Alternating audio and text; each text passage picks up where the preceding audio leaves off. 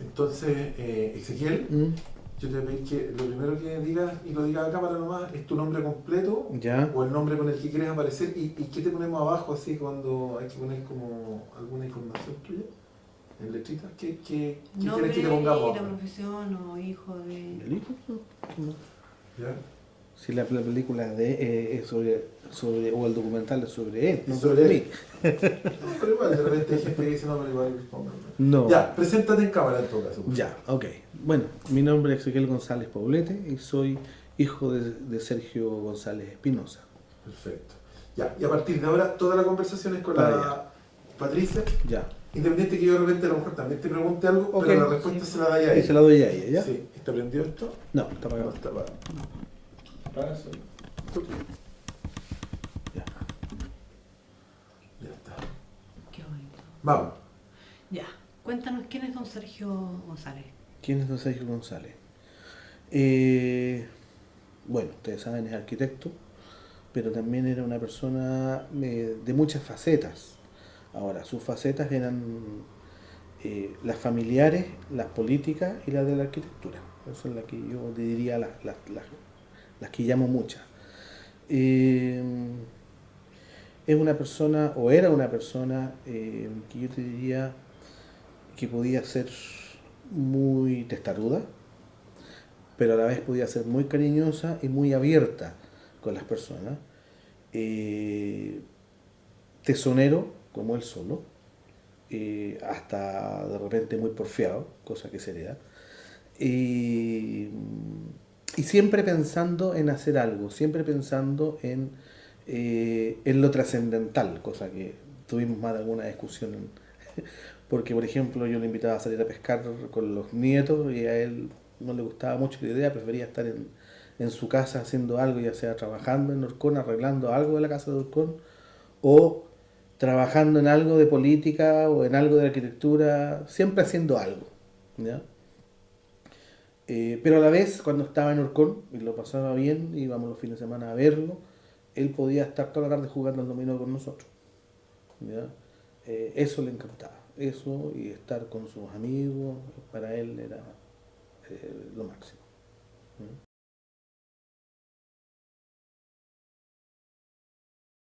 Como arquitecto, Como arquitecto, difícil poder yo hacer una buena evaluación, pero de lo que yo sé que como arquitecto fue bastante conocido.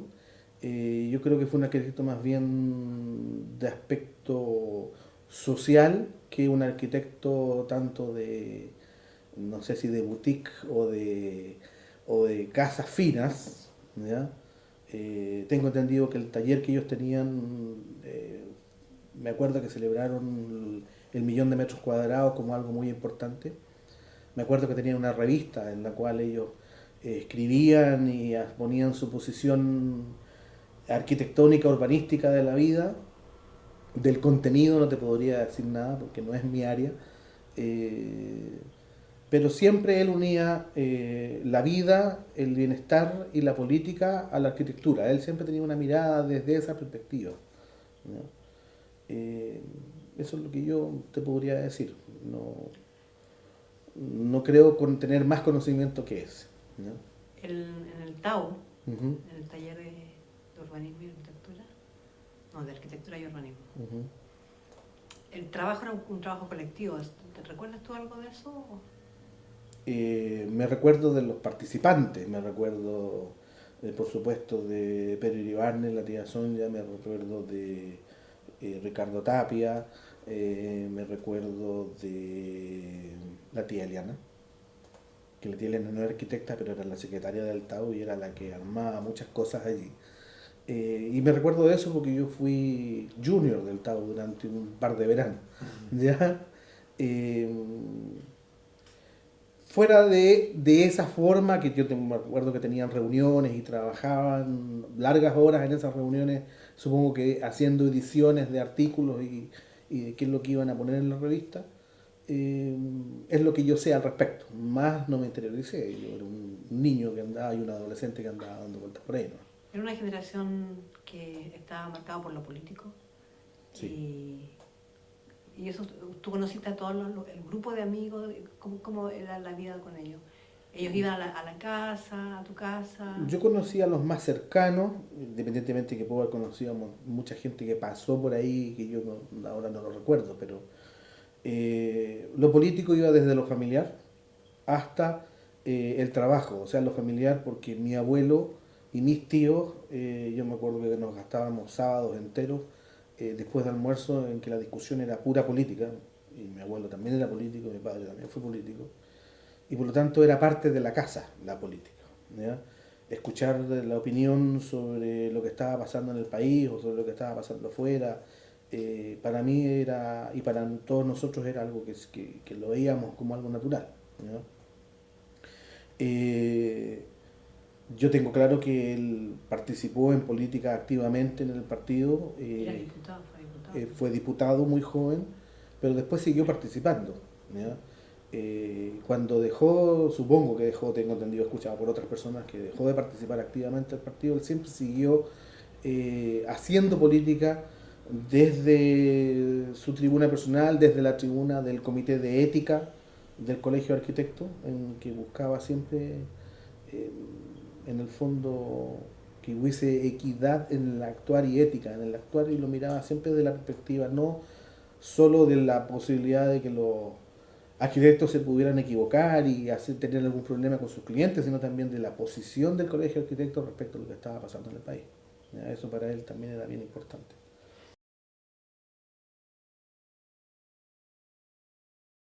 Sí, yo me acuerdo haberlo acompañado a obras pequeñas, me acuerdo haberlo acompañado a, ¿cómo se llama? Que hoy día es la Universidad de Playa Ancha, ¿cómo se llama eso? Antiguamente era el pedagógico de la Universidad de Chile en Valparaíso. Eh, Me acuerdo haber acompañado en la UNTAD, en la construcción de la UNTAD. Me acuerdo haber paseado por las pasarelas, que no sé si ustedes se acuerdan que había unas pasarelas debajo del techo para hacer inspecciones técnicas. Me acuerdo haber paseado por esas pasarelas con él, ¿ya? ¿Y qué recuerdos tienes de estar ahí en la UNTA? Muchos De trabajadores. muchos trabajadores, de su relación con los, ¿cómo se llama? Con los maestros, con los jefes de obra y con los maestros en el sentido de las instrucciones, de los detalles, de ese tipo de cosas que para él eran siempre bien importantes. Eh, Él a su vez era maestro porque decía que había que saber trabajar los materiales y había que conocer los materiales para poder hacer buena arquitectura. Por lo tanto, eso a él le preocupaba mucho. Y siempre tenía, por supuesto, por su visión política, una buena relación con los maestros. De hecho, yo conozco a varios maestros que trabajaron con él, con sus equipos, y todavía los recuerdo, y a veces nos encontramos por ahí en la calle.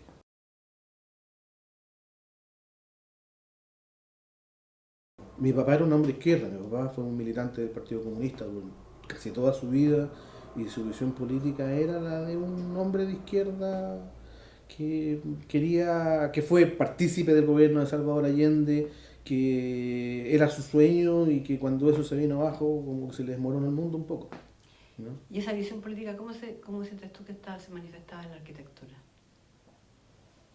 Difícil pregunta. ¿Cómo se manifestaba en la arquitectura? Mm. ¿O en su quehacer? Pienso que hacen... Yo creo que se manifestaba, por ejemplo, en la visión que él tenía de la Villa Olímpica, de lo que construyeron en la Villa Olímpica. Yo creo que se manifestaba de alguna manera en lo que hicieron la torre que les tocó hacer en la torre de la remodelación San Borja, en la misma UNTA, de la forma que ellos construyeron ese edificio hacia la gente y para la gente, cosa que después la dictadura lo cambió, le puso rejas y lo cerró hacia adentro. Eh, en su defensa de la gente de las casas Copeva, por ejemplo, que fue uno de los primeros que anduvo metido en esa cosa como parte del colegio de ética. Yo creo que en breve, de lo que yo conozco, en eso se puede decir que se manifestaba, ¿no?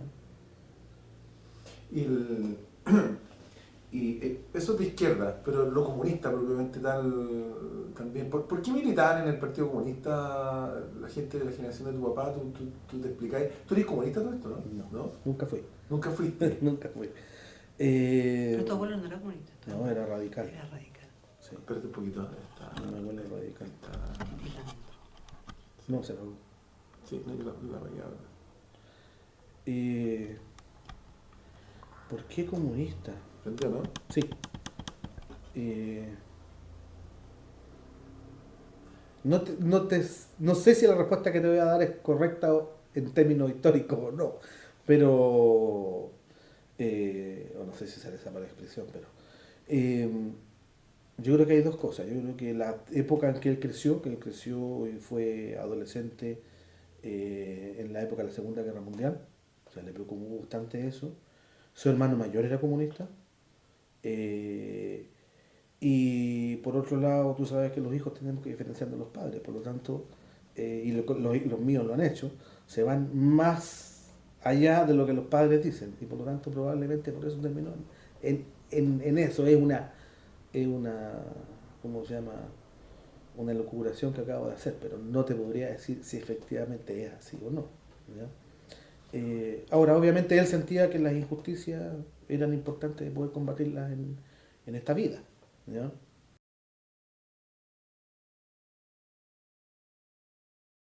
¿Qué edad tenías tú para el...? Yo tenía de haber tenido 14 años, 15 años nomás. Eso, ¿cómo le afectó el golpe militar a usted como Eh, familia y a él como profesional? Fuertemente. De hecho, al principio no tenía trabajo. Le costaba mucho conseguir trabajo. Ahí se devolvió, se lo redujo a una oficina, pequeña oficina de arquitectura en que hacían remodelaciones, hacían trabajos de tiendas que le pedían arreglos, o sea, tratar de sobrevivir lo mejor posible con la profesión. Eso básicamente es lo que hacían. Hasta que de a poco se fue tratando de rearmar, no creo que nunca llegó a ser nuevamente lo que eran en términos de arquitectura de antes del gobierno militar. Eh, Porque varios de sus colegas se fueron y por lo tanto no estaban presentes. Eh, si bien es cierto, después trataron de hacer oficina e hicieron algunas cosas, pero no les fue tan bien, la competencia no era la misma forma de hacer arquitectura que había antes y por lo tanto la cosa cambió. Pero se mantuvo, hizo arquitectura, hizo varias cosas, creo que no tan grandes como las que hizo antes, pero se mantuvo hasta que finalmente decidió dejar de hacer arquitectura. ¿No?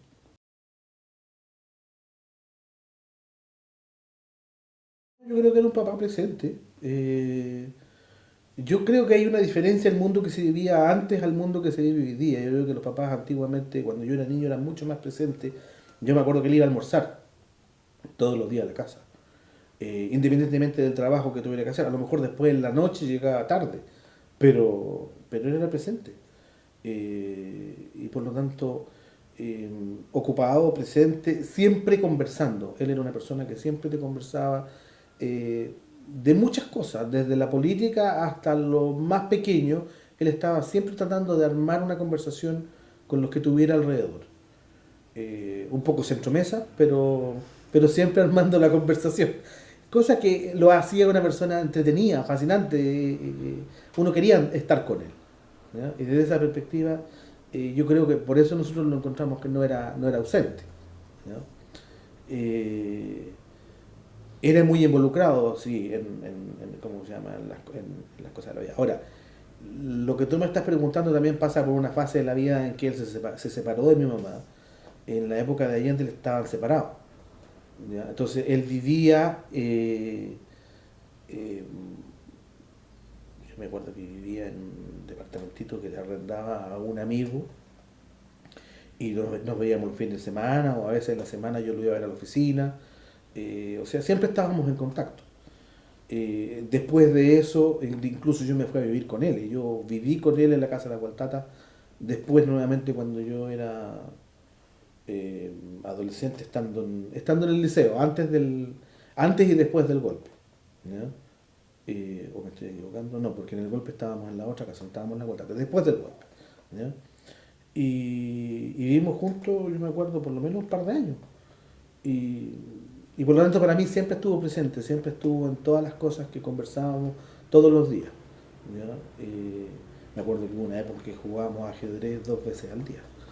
¿Ya? Al almuerzo y después en la noche.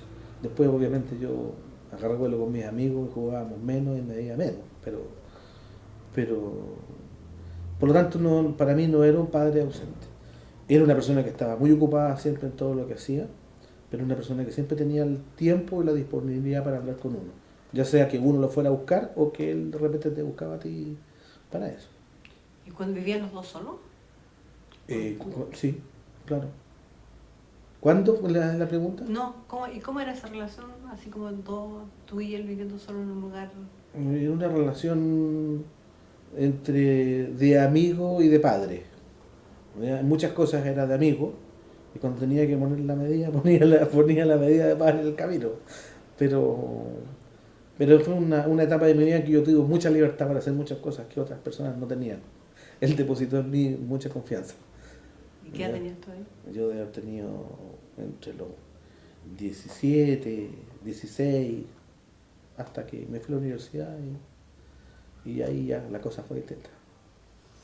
Oye, volviendo para atrás, tú tenías un abuelo que fue político. Sí, señor. Mi abuelo, que se llama Va como yo, era senador radical por muchos años. ¿Ya? ¿En eso? ¿Perdón? ¿Dónde? Por la provincia de Palena y Aysén, si no me equivoco, Chiloé, Palena y Aysén. Escribía mucho sobre el tema que le apasionaba, que era la cosa del el laudo limítrofe entre Chile y Argentina por la Patagonia. Pero también fue una persona que yo conocí como mi abuelo, por lo tanto, él con mi papá me enseñaron a maestrear. Mi abuelo tenía un taller de carpintería y era de carpintería, y mi papá también tenía un taller de mercadería.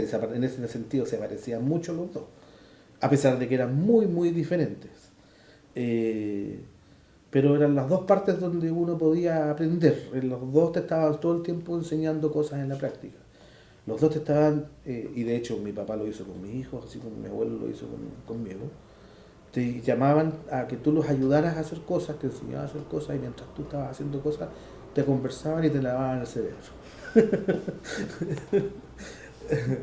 Y cosa que era muy entretenido, imagínate, para un niño, para un nieto, que un adulto te esté enseñando y te esté conversando de muchas cosas, es algo maravilloso, ¿no?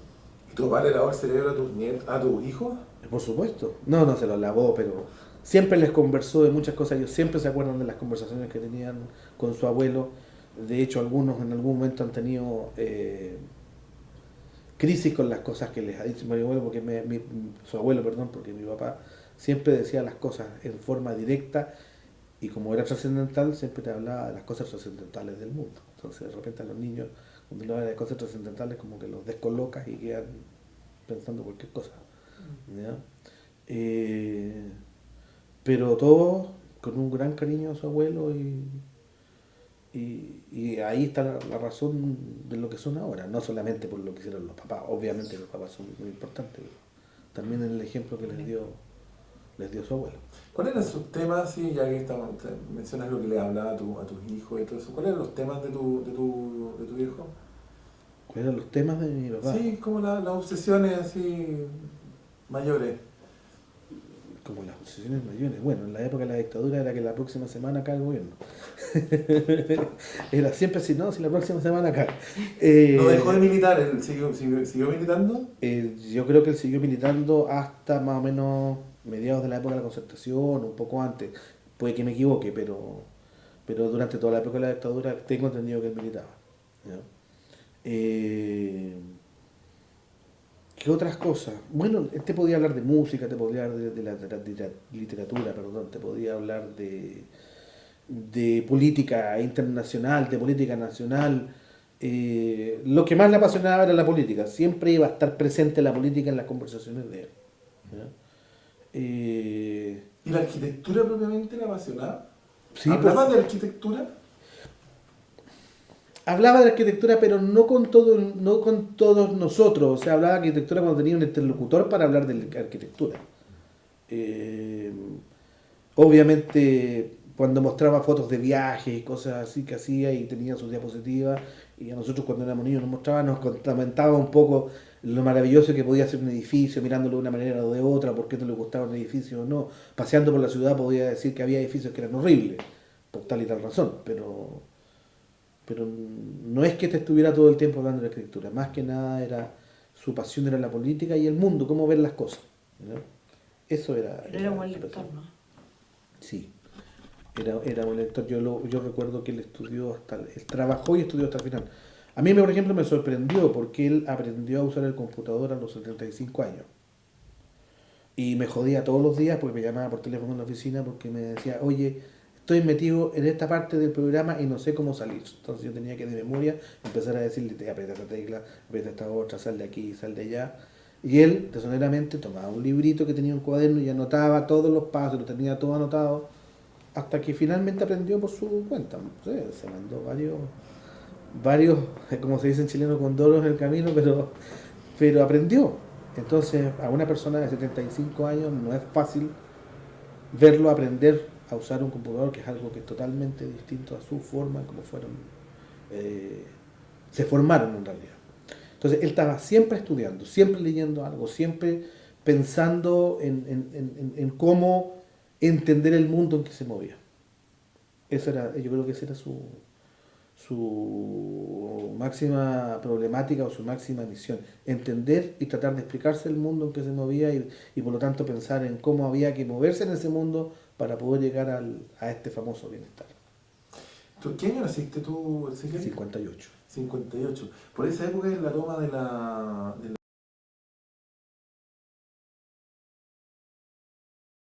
De lo que yo sé, de lo que él nos ha contado, ya se me olvidó, ya no tengo claro, pero de lo que yo sé, porque entre lo que le he escuchado a él, lo que le he escuchado a otro, lo que mi hijo aprendió cuando estaba estudiando, porque se metió en esa cuestión, era que ellos con otros compañeros de escuela, porque todavía no sé si eran ayudantes, eran estudiantes todavía, o ya estaban haciendo clases en la escuela, andaban metidos en la Victoria porque andaban haciendo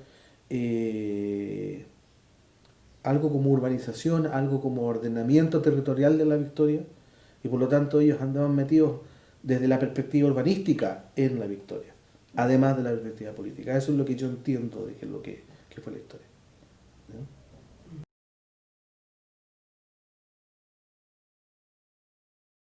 No, mi mamá tenía problemas psicológicos.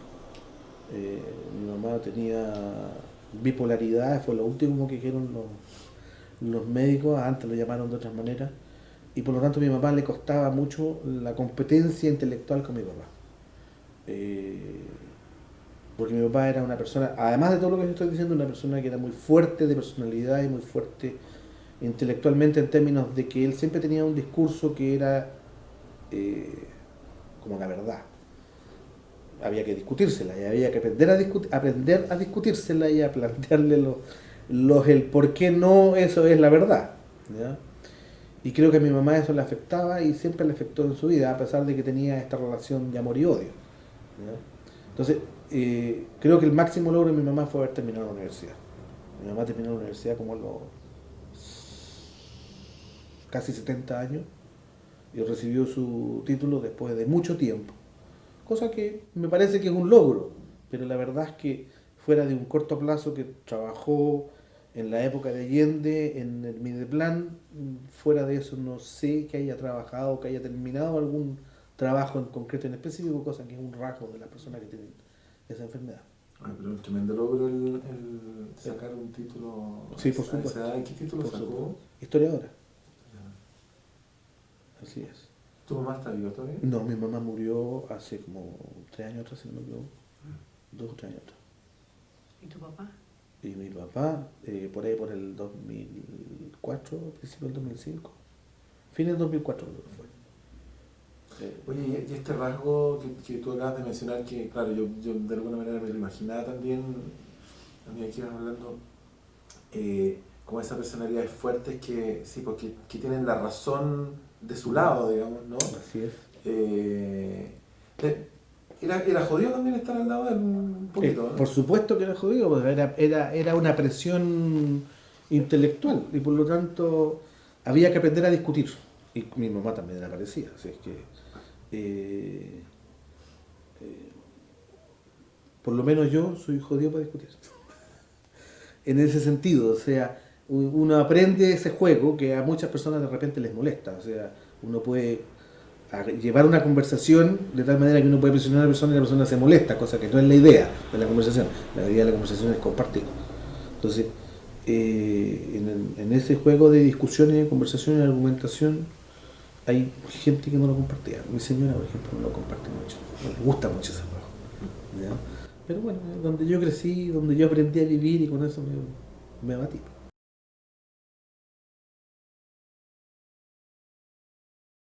¿Quién era este caballero?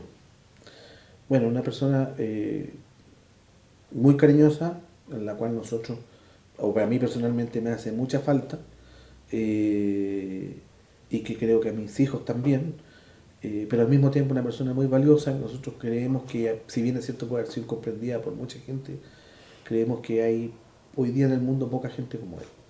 Hay poca gente que lucha y no vende sus convicciones. Yo creo que él jamás vende sus convicciones. Puede que lo hayan en algún momento forzado a hacer algunas cosas que no quería, pero él nunca, ¿cómo que se llama?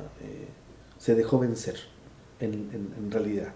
Le puede haber costado peleas con los amigos, pero siempre fue una línea. Y yo creo que eso es algo valioso y difícil de encontrar hoy día.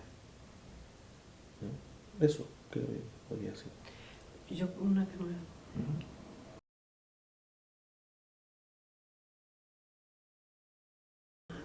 Sé que no tengo ninguna relación específica. Me acuerdo de algún tipo de reunión con la izquierda que llamaba él, que él le daba como patada en salva hacia la parte. Eh, Creo que fue lo único que yo recuerdo de esa época, así como relación con él. Salvo de que sé que tenía reuniones, salvo de que sé que cuando estaban haciendo la UNTAD se comunicaban permanentemente para saber cómo estaba el avance, pero fuera de eso no tengo más importancia. La izquierda, sí. La otra creo que relación que es súper importante, que no mencioné nada, que tiene que ver con Orcón, era su amistad con Bernardo, con Don Beña. Y ellos trabajaban codo a codo, cada vez que llegaban a Orcón, trabajaban juntos en la casa. Mi papá no salía casi nunca de la casa, siempre estaba allí y lo pasaban muy bien. Eran dos cabros chicos jugando. Con Don Beña, don Bernardo Humada, que es una de las personas que la razón por la cual yo estudié lo que estudié, y es para mí como, o fue para mí como segundo padre, porque se murió antes que mi papá. Pero yo creo que ¿Él era arquitecto también? no, era pescador Era artesanal. pescador. Ajá. Era pescador artesanal y era amigo del abuelo Ficha. ¿No? Y yo creo que esa relación es una relación muy valiosa. Era una relación de confianza, era una relación además de compañeros de partido, pero que eran de dos mundos distintos que tenían un mundo junto. Y ese mundo junto que tenían se llamaba Orcón.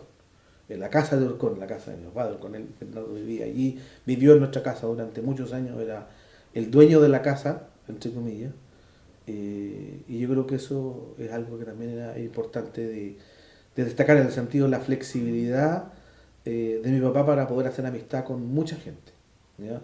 Y algunos de ellos eran amigos entrañables, ¿no?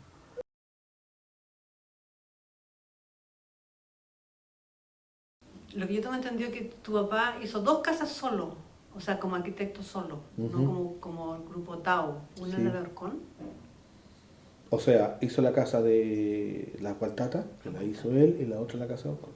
Que yo sepa que ella haya hecho por su cuenta, obviamente puede haber hecho otras casas, pero son, además que son diseños propios de él. De él, sí.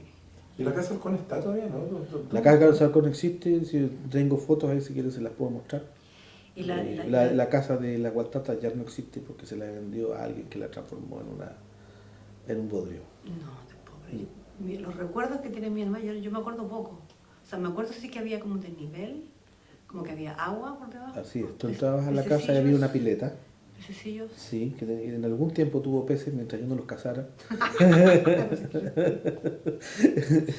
Efectivamente tenía un espejo de agua. Tú entrabas por un puentecito donde había un espejo de agua y entrabas a un pasillo que era un puente que unía las dos partes de la casa, que eran los dormitorios y el comedor, Sí. con la cocina.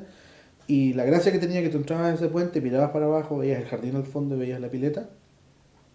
Y caminabas por el pasillo y te encontrabas con el living, que además estaba a desnivel, estaba como, no sé, 30 centímetros más abajo que el pasillo. Y veías un jardín de musgo que había detrás a la altura del piso de cómo se llama, del pasillo. La casa en ese sentido era muy, muy bonita, una casa sin el típico techo de nada, sino que era una casa con techo plano, Sí, ¿no? con dos, claro, Era simple, pero a la vez era es súper compleja, tenía súper varios, compleja, varios sí. recovecos que había que mirar.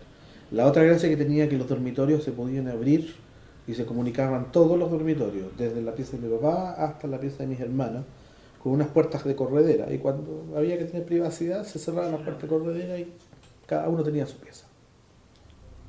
Yo me acuerdo del musgo, me acuerdo. Claro, Y había un sistema de regadío claro, tenían y estaba el regadores musgo, autónomos. sí, Sí. del musgo. Ya está. Sí. Estamos. Ya.